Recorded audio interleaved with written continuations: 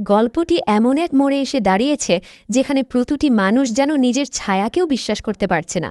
বাইরে থেকে সবকিছু ঠিকঠাক, স্বাভাবিক, কিন্তু ভেতরে ভেতরে জমে উঠছে অদৃশ্য ঝড়।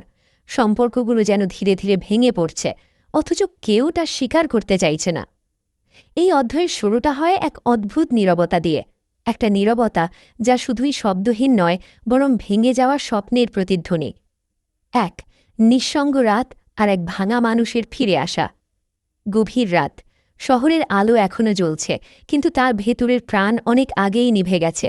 রাস্তার বাতিগুলো কেবল ম্লান আলো ছড়িয়ে দিচ্ছে, যেন তারা নিজেরাই ক্লান্ত হয়ে পড়েছে। হালকা ঠান্ডা বাতাস বইছে, দূরে কোথাও কুকুরের ডাকে সেই নিস্তব্ধতা আরও ভারী হয়ে উঠছে। এই নির্জনতার মাঝেই ধীরে ধীরে হাঁটছে একটি মেয়ে, মায়া। তার পায়ের শব্দ খুব ক্ষীণ, কিন্তু তার বুকের ভেতরের শব্দ যেন পুরো পৃথিবী শুনতে পাচ্ছে। তার চোখে ক্লান্তি, এমন এক ক্লান্তি যা শুধু শরীরের নয়, মনের, আত্মার। চুলগুলো এলোমেলো, মুখে ধুলো, চোখের নিচে কালি। মনে হচ্ছে সে অনেকক্ষণ ধরে লড়াই করে এসেছে, কারো সঙ্গে নয়, নিজের জীবনের সঙ্গে। তবুও তার চোখে একটুখানি আশা আছে, হয়তো এই বাড়িটাই তাকে আবার আশ্রয় দেবে। ২ দরজার সামনে দাঁড়িয়ে শেষ আশার পরীক্ষা। মায়া এসে দাঁড়ায় সেই বাড়ির সামনে, তার শ্বশুরবাড়ি। এই বাড়িটা একসময় তার কাছে ছিল নিরাপত্তার প্রতীক, ভালোবাসার প্রতীক, একটা পরিবারের প্রতীক। আজ সেই বাড়িটাই তার কাছে অচেনা। সে ধীরে ধীরে দরজার দিকে এগিয়ে যায়, তার হাত কাঁপছে, যেন সে জানে এই দরজার ওপাশে কী আছে। তবুও সে বিশ্বাস করতে চায় না। ধীরে ধীরে সে দরজায় কড়া নাড়ে। টক টক টক। শব্দটা খুব ছোট, কিন্তু তার কাছে মনে হয় যেন পুরো পৃথিবী কেঁপে উঠল। সে অপেক্ষা করে। ১ সেকেন্ড, ২ সেকেন্ড, ১০ সেকেন্ড। কোনো উত্তর নেই। তার বুকের ভেতরটা ধীরে ধীরে ভারী হয়ে ওঠে। সে আবার কড়া নাড়ে, এবার একটু জোরে। টক টক টক। দরজা খুলুন প্লিজ। তার কণ্ঠে কাঁপন, সেখানে অনুরোধ আছে, অসহায়ত্ব আছে, আর আছে শেষ আশার একটা ক্ষীণ আলো। কিন্তু ভেতর থেকে কোনো সাড়া আসে না।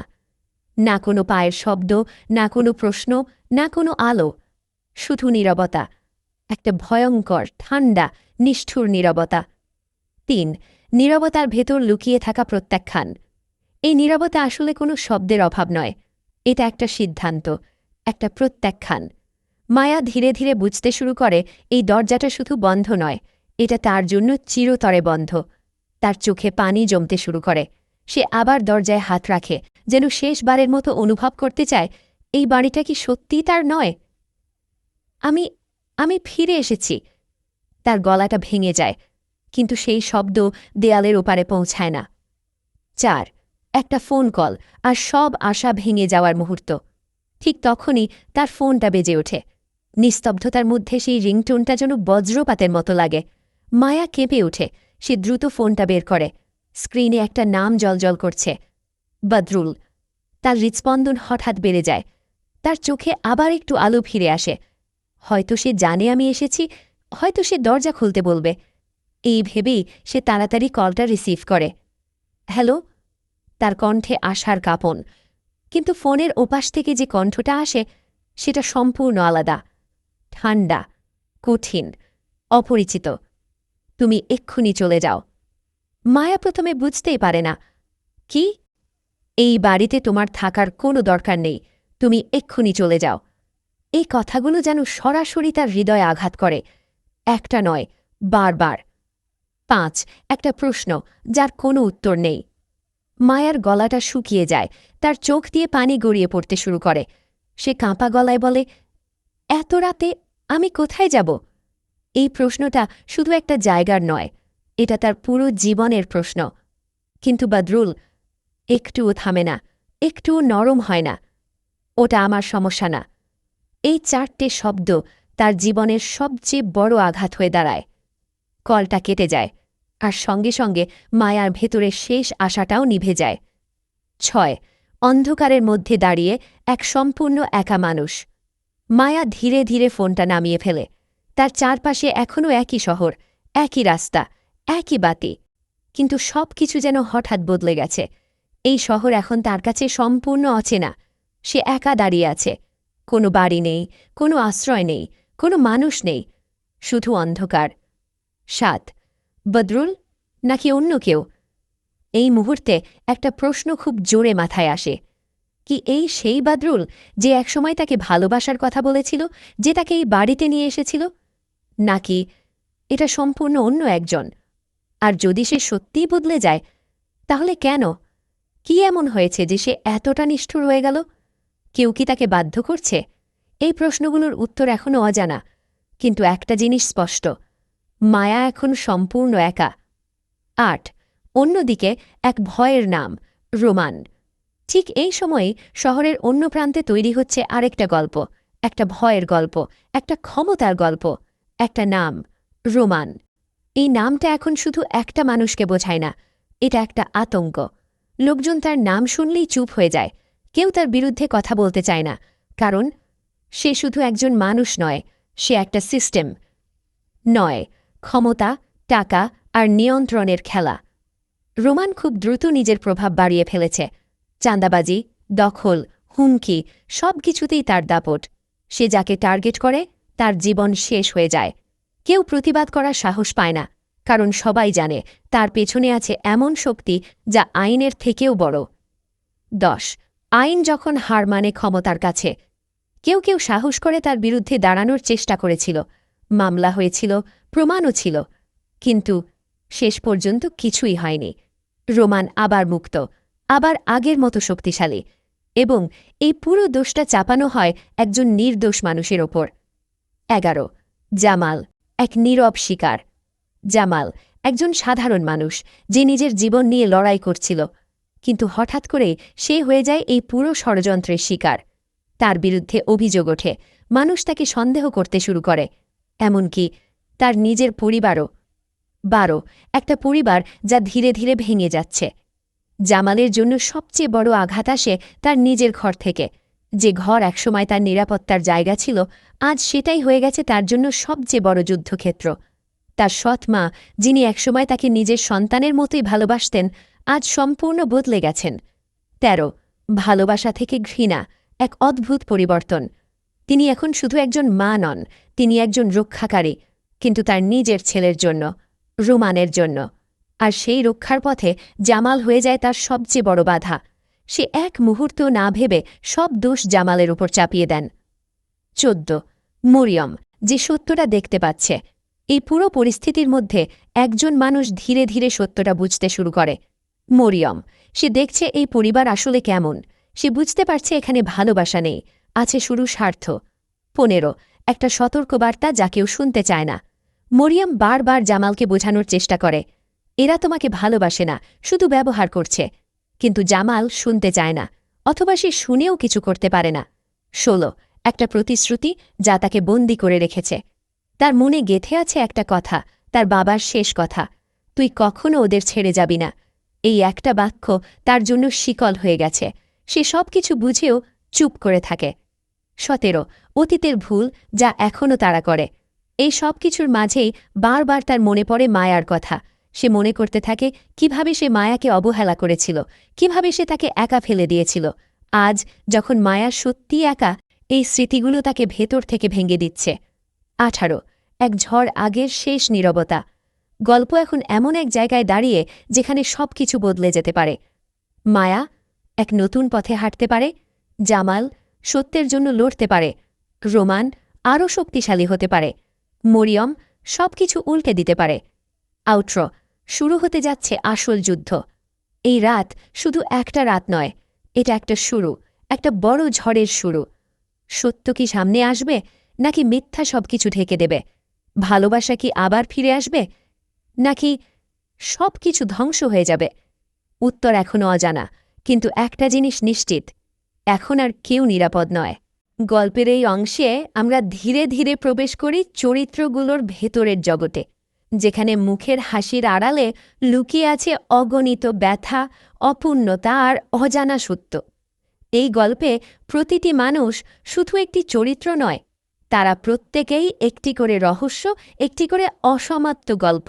মায়া ভাঙা স্বপ্নের এক নিঃশব্দ প্রতিচ্ছবি। মায়া নামের মতোই নরম, কোমল আর আবেগে ভরা একটি মেয়ে, কিন্তু আজকের মায়া আর আগের সেই মায়া নেই। একসময় সে ছিল খুব প্রাণবন্ত, ছোট ছোট জিনিসে খুশি হয়ে যেত, মানুষকে বিশ্বাস করত, ভালোবাসাকে নিজের জীবনের সবচেয়ে বড় শক্তি মনে করত।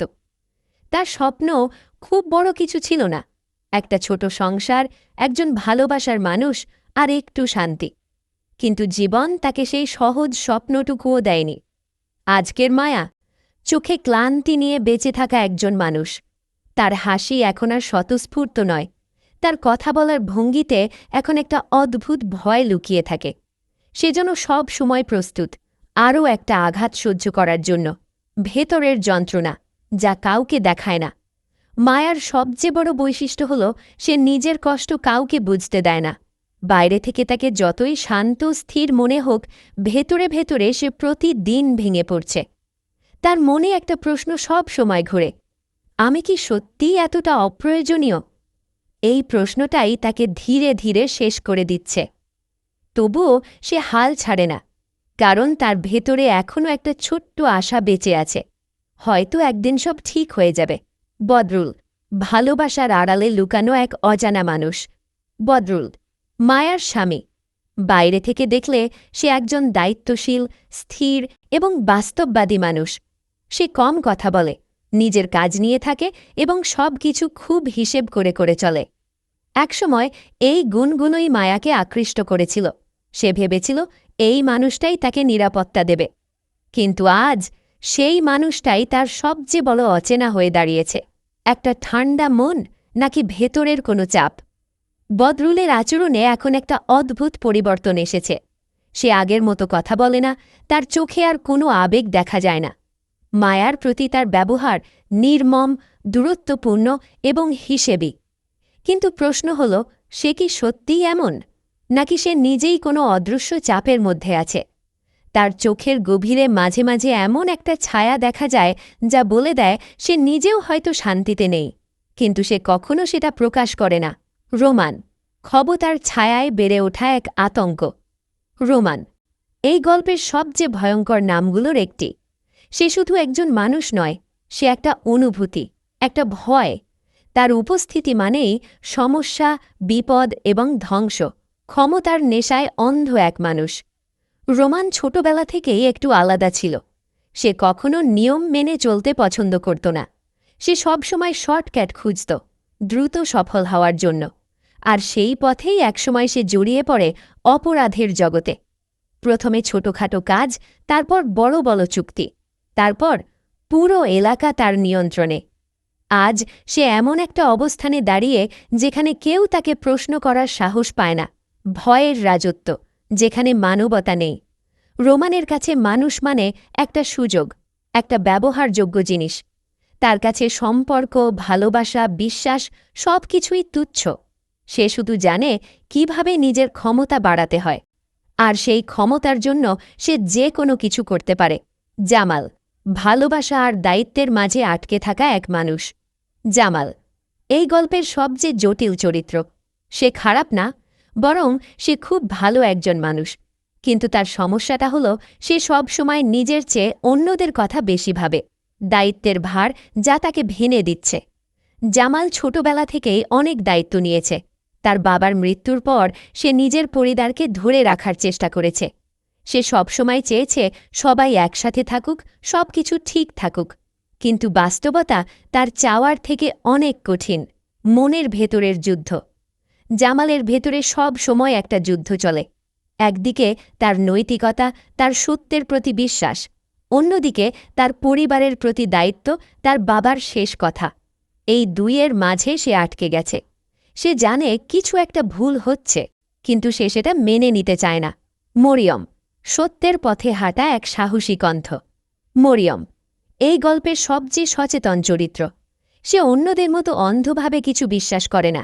সে প্রশ্ন করে, সে পর্যবেক্ষণ করে, আর সবচেয়ে বড় কথা, সে সত্য খুঁজে বের করার চেষ্টা করে। একটা তীক্ষ্ণ দৃষ্টি যা সব কিছু দেখে ফেলে। মরিয়ম খুব সহজেই বুঝতে পারে কোথায় সমস্যা, কে মিথ্যা বলছে, কোথায় ফাঁদ পাতা আছে। সে দেখছে এই পুরো পরিবার আসলে একটা অভিনয় করছে। সবাই নিজের স্বার্থ নিয়ে ব্যস্ত, একটা সতর্ক বার্তা যা উপেক্ষা করা হচ্ছে।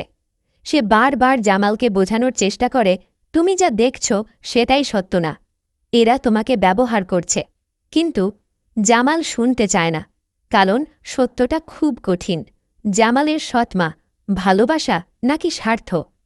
এই চরিত্রটা সবচেয়ে রহস্যময়।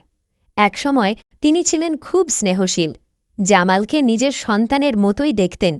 কিন্তু এখন সব কিছু বদলে গেছে। একটা অদ্ভুত পরিবর্তন। তিনি এখন পুরোপুরি রোমানের পাশে। তার কাছে এখন একটাই লক্ষ্য, নিজের ছেলেকে বাঁচানো। আর সেই পথে জামাল হয়ে গেছে তার সবচেয়ে বড় বাধা, একটা সম্পর্কের ভাঙন। এই পরিবর্তনটা শুধু অবাক করার মতো নয়, এটা খুব কষ্টদায়ক, কারণ এটা প্রমাণ করে ভালোবাসা কখনো কখনো শর্ত সাপেক্ষ হয়।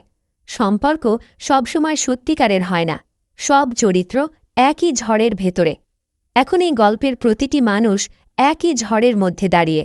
মায়া ভালোবাসা হারিয়ে ফেলেছে, বদরুল নিজেকে লুকিয়ে রেখেছে, রোমান ক্ষমতার নেশায় অন্ধ, জামাল দ্বন্দ্বে আটকে গেছে, মরিয়ম সত্য খুঁজছে, সৎমা স্বার্থে অন্ধ হয়ে গেছে। একটা গল্প যেখানে কেউই পুরোপুরি ভালো নয়, কেউই পুরোপুরি খারাপ নয়। এই গল্পের সবচেয়ে বড় বাস্তবতা হল, এখানে কেউই একেবারে সাদা বা কালো নয়। সবাই ধূসর, সবাই নিজের মতো করে ঠিক, সবাই নিজের মতো করে ভুল। আউট্রো। আসল গল্প এখনও শুরুই হয়নি। চরিত্রগুলো এখন পরিচিত, তাদের ভেতরের দ্বন্দ্বও পরিষ্কার। কিন্তু এটাই শেষ নয়, বরং এটাই শুরু। এই মানুষগুলো একে অপরের জীবনে কী প্রভাব ফেলবে? কার সিদ্ধান্ত কার জীবন বদলে দেবে? কে সত্যের পাশে দাঁড়াবে, আর কে নিজেকে হারিয়ে ফেলবে? উত্তরগুলো এখনও অজানা। কিন্তু একটা জিনিস নিশ্চিত, এই গল্প খুব সহজে শেষ হবে না। গল্পের এই পর্যায়ে আমরা ঢুকে পড়ি সম্পর্কগুলোর গভীরে, যেখানে ভালোবাসা আছে, কিন্তু সেই ভালোবাসার ভেতরেই লুকিয়ে আছে ভাঙনের বীজ। এই অংশে সবকিছু এখনও পুরোপুরি ভেঙে পড়েনি, কিন্তু স্পষ্ট বোঝা যাচ্ছে কিছু একটা ঠিক নেই।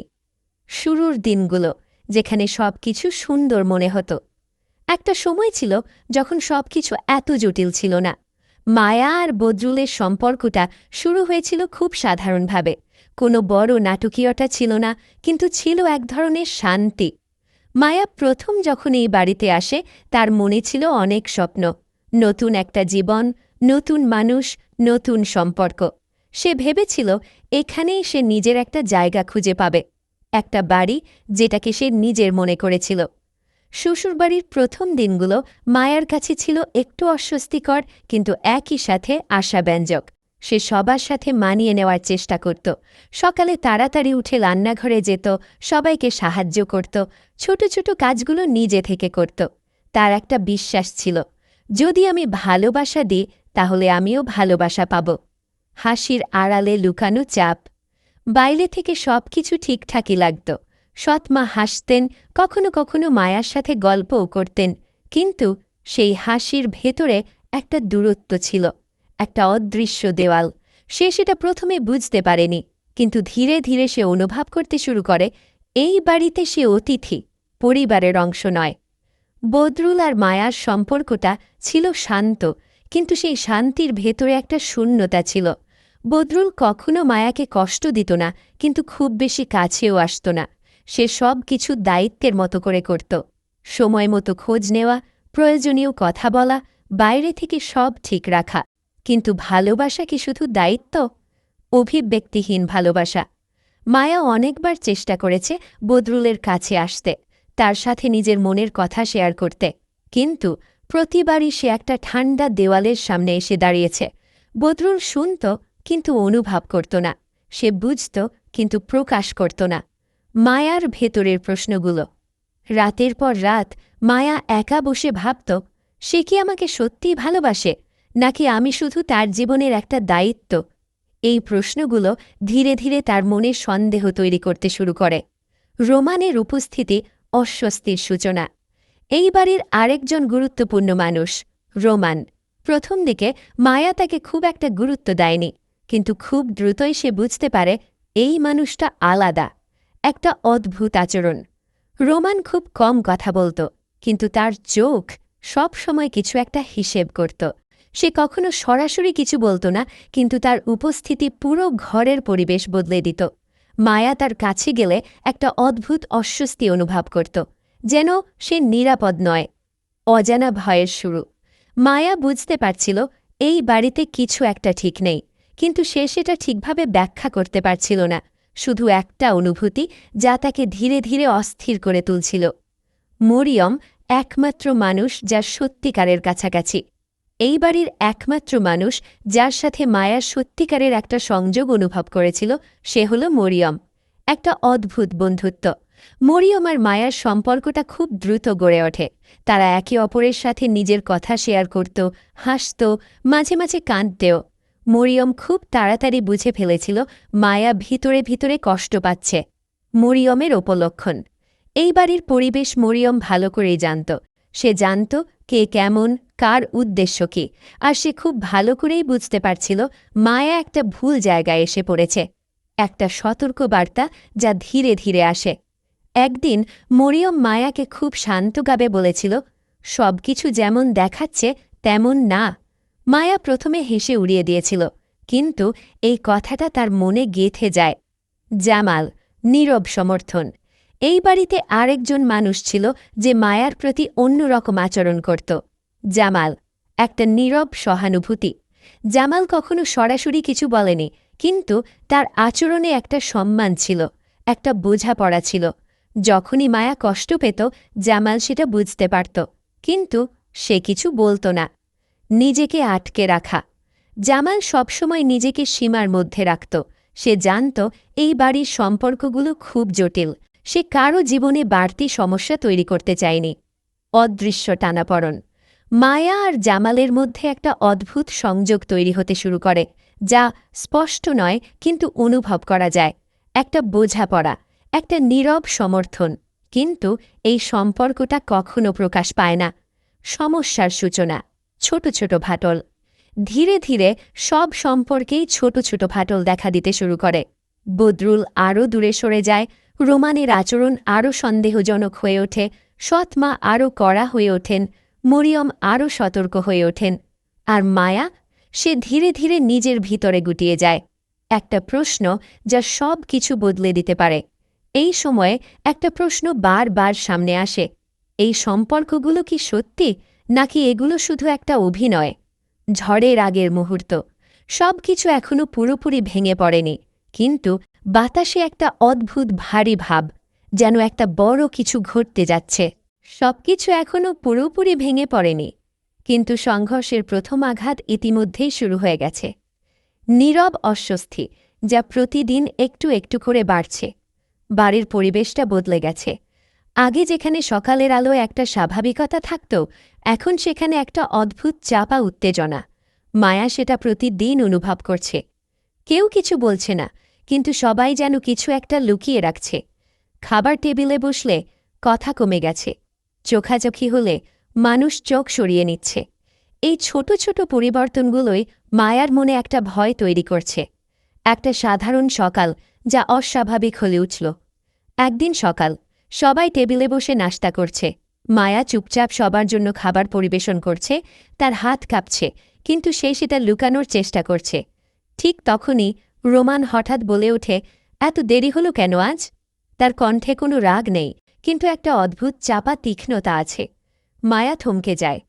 আমি একটু অসুস্থ ছিলাম। রোমান হালকা হেসে তাকায়। অসুস্থ, নাকি অন্য কিছু? এই কথাটা শুনে পুরো টেবিলটা চুপ হয়ে যায়। ইঙ্গিত, যা সরাসরি বলা হয় না। এই একটা বাক্য কোনো সরাসরি অভিযোগ নয়, কিন্তু একটা স্পষ্ট ইঙ্গিত। মায়া বুঝতে পারে তার দিকে সন্দেহের দৃষ্টি পড়ছে। কিন্তু কেন? সে কি কিছু করেছে, নাকি কেউ তাকে ভাসানোর চেষ্টা করছে? সৎ মায়ের দৃষ্টি, যেখানে আর আগের স্নেহ নেই। মায়া যখন মাথা নিচু করে দাঁড়িয়ে থাকে, সে অনুভব করে একটা দৃষ্টি তার উপর স্থির। সে মাথা তুলে তাকায়। জামালের সৎমা। তার চোখে এখন আর আগের সেই কোমলতা নেই, বরং একটা ঠান্ডা বিচার, একটা সন্দেহ, যেন তিনি মায়াকে নতুন করে মূল্যায়ন করছেন। বদরুল, নীরব, কিন্তু দূরে সরে যাওয়া। এই পুরো পরিস্থিতির মধ্যে সবচেয়ে বেশি অদ্ভুত লাগে বদরুলকে। সে সব কিছু দেখছে, সব শুনছে, কিন্তু কিছু বলছে না। সে মাথা নিচু করে খাচ্ছে, যেন এই কথাগুলোর সাথে তার কোনো সম্পর্কই নেই। একটা সম্পর্কের প্রথম ফাটল স্পষ্ট হয়ে ওঠা। মায়ার জন্য এই নীরবতাই সবচেয়ে কষ্টদায়ক, কারণ সে আশা করেছিল বদরুল কিছু বলবে, তার পাশে দাঁড়াবে, কিন্তু সে চুপ। এই চুপ থাকাটাই সবচেয়ে বড় উত্তর। রাতের অন্ধকার আর ভেতরের ভয়। সেই রাতটা মায়ার জন্য খুব কঠিন হয়ে ওঠে। সে একা বসে থাকে তার ঘরে, চারপাশে অন্ধকার, কিন্তু তার ভেতরের অন্ধকার আরও গভীর। তার মনে বারবার সেই সকালের ঘটনা ঘুরতে থাকে। অসুস্থ নাকি অন্য কিছু?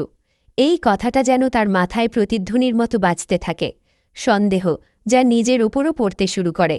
মায়া ভাবতে থাকে, আমি কি সত্যিই কিছু ভুল করেছি, নাকি কেউ আমাকে ভুল প্রমাণ করতে চাইছে? এই প্রশ্নগুলো তাকে ভেতর থেকে দুর্বল করে দিচ্ছে। জামালের অস্বস্তি যা লুকানো যাচ্ছে না। অন্যদিকে জামালও এই পরিবর্তনগুলো লক্ষ্য করছে। সে বুঝতে পারছে কিছু একটা ঠিক নেই, কিন্তু সে কিছু করতে পারছে না। একটা দ্বিধা যা তাকে থামিয়ে দিচ্ছে। জামাল কয়েকবার চেয়েছে মায়ার সাথে কথা বলতে, সবকিছু জানতে, কিন্তু সে থেমে যায়, কারণ সে জানে এই বাড়ির প্রতিটি কথাই এখন বিপজ্জনক। একটা ভুল পদক্ষেপ সবকিছু আরও খারাপ করে দিতে পারে। মরিয়ম, যে আগেই বুঝে ফেলেছে। মরিয়ম এই সবকিছু খুব পরিষ্কারভাবে দেখছে। সে বুঝতে পারছে এই পরিস্থিতি শুধু একটা ভুল বোঝাবুঝি নয়, এটা পরিকল্পিত কিছু, লুকানো খেলা। মরিয়ম লক্ষ্য করে রোমান ইচ্ছা করেই ছোট ছোট ইঙ্গিত দিচ্ছে।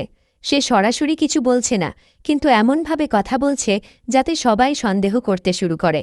সতর্ক বার্তা যা এবার একটু জোরে আসে। একদিন মরিয়ম মায়াকে একপাশে ডেকে বলে, তুমি সাবধানে থাকো। মায়া অবাক হয়ে তাকায়। কেন? মরিয়ম একটু থেমে বলে, কারণ এখানে কেউ তোমার ভালো চায় না।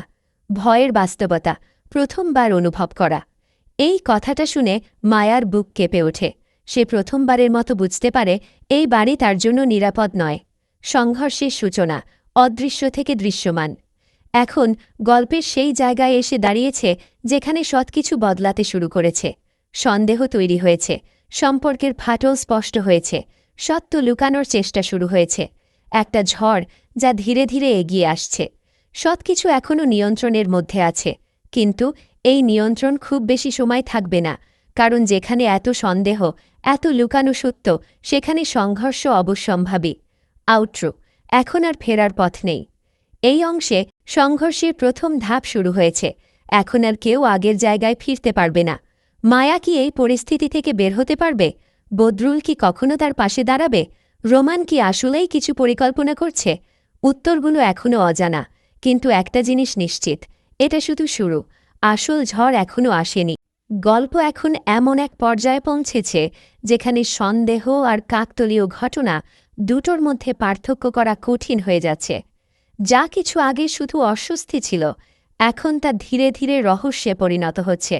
প্রতিটি আচরণ, প্রতিটি কথা, প্রতিটি নীরবতা, সব কিছুর ভেতরে যেন লুকিয়ে আছে কোনো অজানা সত্য। রাতের অদ্ভুত নীরবতা, যেখানে সব কিছু বদলে যায়। সেই রাতটা অন্য রাত কোনো রত ছিল না। বাড়ির সবাই ঘুমিয়ে পড়েছে, অথবা কমপক্ষে তারা তাই দেখাচ্ছে। কিন্তু মায়ার ঘুম আসছে না। তার মনে একটা অদ্ভুত অস্বস্তি কাজ করছে, যেন কিছু একটা ঘুরতে যাচ্ছে। অজানা শব্দ যা ভয়কে বাস্তব করে তোলে। হঠাৎ সে একটা শব্দ শুনতে পায়, খুব হালকা কিন্তু পরিষ্কার, কারো হাঁটার শব্দ। মায়া প্রথমে ভাবে হয়তো তার ভুল হচ্ছে, কিন্তু শব্দটা আবার আসে, ধীরে, সতর্কভাবে, যেন কেউ ইচ্ছে করেই শব্দ লুকোনোর চেষ্টা করছে। দরজার ওপাশে একটা রহস্য। মায়া ধীরে ধীরে উঠে দাঁড়ায়। তার বুকের ভেতর ধুকপুকানি বাড়তে থাকে। সে দরজার কাছে গিয়ে থামে, একটু দ্বিধা, একটু ভয়। তবুও সে দরজাটা আস্তে করে খুলে দেয়। অন্ধকার করিডোর আর এক অচেনা ছায়া। বাইরে করিডোরটা অন্ধকার, শুধু দূরের একটা হালকা আলো জ্বলছে। সেই আলোয় মায়া একটা ছায়া দেখতে পায়। কেউ একজন চুপচাপ হেঁটে যাচ্ছে। পরিচিত, কিন্তু অচেনা। প্রথমে সে চিনতে পারে না, কিন্তু যখন সেই মানুষটা একটু আলোয় আসে, মায়ার বুক কেঁপে ওঠে। রোমান। এই সময়ে সে এখানে কেন? সে কোথায় যাচ্ছে? আর সে এতটা সাবধানে হাঁটছে কেন? সন্দেহ যা এখন বাস্তব হয়ে উঠছে। মায়া চুপচাপ দাঁড়িয়ে থাকে। সে চায় যেন রোমান তাকে না দেখে, কিন্তু তার চোখ রোমানের প্রতিটি নড়াচড়া লক্ষ্য করছে। সে দেখে রোমান ধীরে ধীরে সিঁড়ির দিকে এগিয়ে যাচ্ছে। একটা সিদ্ধান্ত যা সব কিছু বদলে দিতে পারে। এই মুহূর্তে মায়ার সামনে দুটো পথ: ফিরে যাওয়া, সবকিছু উপেক্ষা করা, অথবা সত্য জানার চেষ্টা করা। সে কয়েক সেকেন্ড ভাবল, তারপর সে সিদ্ধান্ত নিল সে সত্য জানতে চায়। নীরব অনুসরণ, ভয়ের ভেতর দিয়ে হাঁটা। মায়া ধীরে ধীরে রোমানের পেছনে হাঁটা শুরু করে। তার পা কাঁপছে, কিন্তু সে থামে না। প্রতিটি পদক্ষেপ তার জন্য একটা ঝুঁকি। বাড়ির নিচতলা, একটা লুকানো জায়গা। রোমান নিচে নেমে যায়, সেই জায়গাটা যেখানে খুব কম মানুষই যায়। পুরনো একটা স্টোর রুমের কাছে, বন্ধ দরজা আর লুকানো রহস্য। রোমান চারপাশে তাকায়, যেন নিশ্চিত হতে চায় কেউ তাকে দেখছে না। তারপর সে একটা চাবি বের করে, দরজাটা খুলে ভেতরে ঢুকে যায়। মায়ার হৃৎস্পন্দন, চূড়ান্ত মুহূর্ত। মায়া দূর থেকে সব কিছু দেখে। তার মাথায় এখন হাজারটা প্রশ্ন। ও ভেতরে কি করছে? কেন এত লুকিয়ে? একটা গোপন দরজা, যার ভেতরে সত্য লুকানো। রোমান ভেতরে ঢোকার পর দরজাটা আবার বন্ধ হয়ে যায়। সবকিছু আবার নিস্তব্ধ, কিন্তু এই নীরবতা এখন আর আগের মতো নয়। এখন এটা রহস্যে ভরা। মায়ার উপলব্ধি, সবকিছু কাকতালীয় নয়।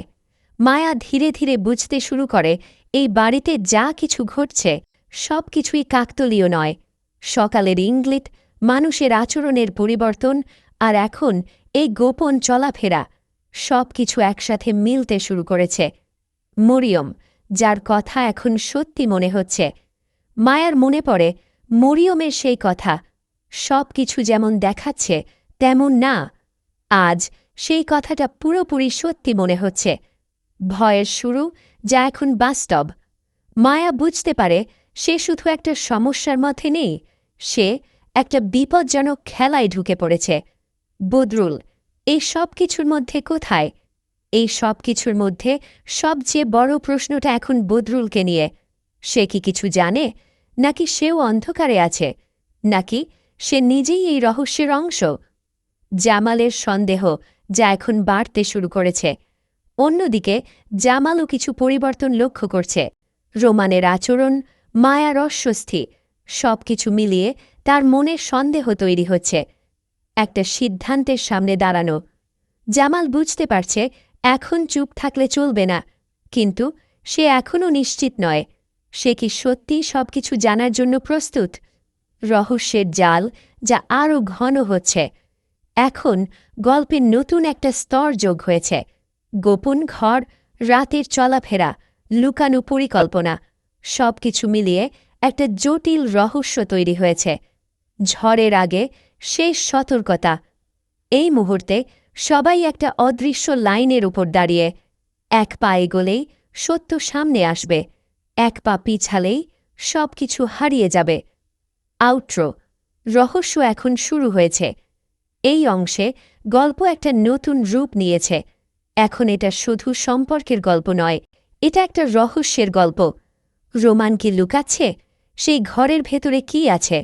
মায়া কি সত্য জানতে পারবে? উত্তরগুলো এখনও অজানা, কিন্তু একটা জিনিস নিশ্চিত, এই রহস্য যত এগোবে তত বিপদ বাড়বে।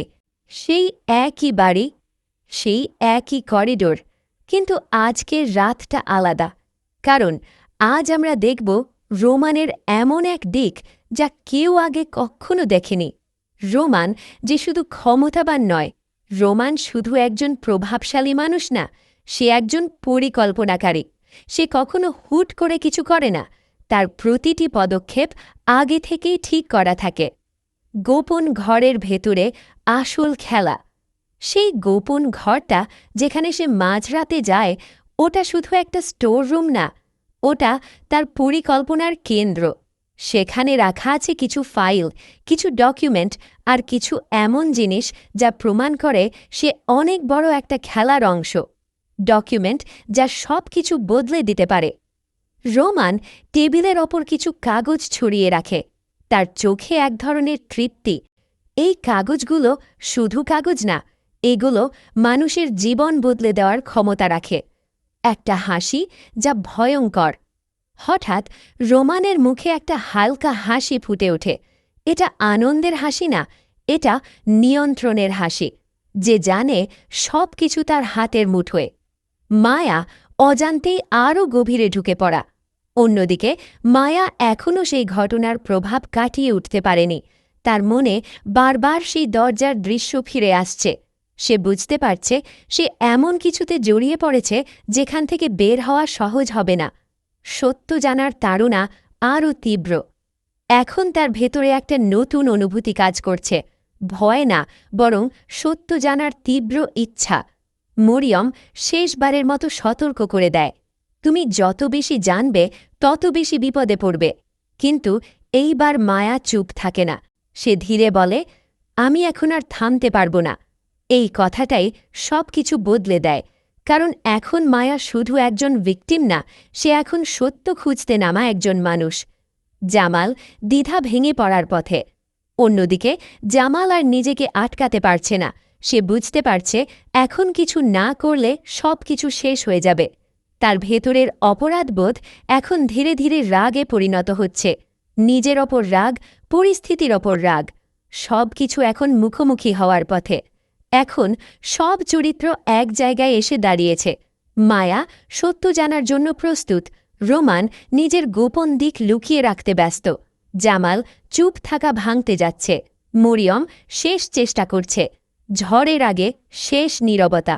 সব কিছু এখন খুব শান্ত, কিন্তু এই শান্তির ভেতরেই লুকিয়ে আছে সবচেয়ে বড় বিস্ফোরণ। এখন খেলা অনেক বড় হয়ে গেছে। রোমান শুধু একজন মানুষ না, সে একটা পরিকল্পনা। মায়া এখন আর থামবে না।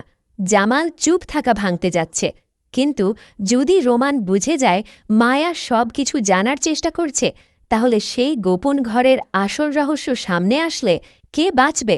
আর সবচেয়ে ভয়ঙ্কর প্রশ্ন, রোমান কি শুধু নিজের জন্য খেলছে, নাকি এর পেছনে আছে আরও বড় কেউ? পরের পার্টে আমরা দেখব সত্যের আরও কাছে গিয়ে মায়া কি এমন কিছু আবিষ্কার করবে যা তার পুরো জীবন ধ্বংস করে দিতে পারে। যদি তুমি জানতে চাও এরপর কি হবে, এখনই লাইক দাও। আর এমন গল্প মিস না করতে সাবস্ক্রাইব করে রাখো, কারণ পরের পার্টটা সব কিছু বদলে দিতে যাচ্ছে।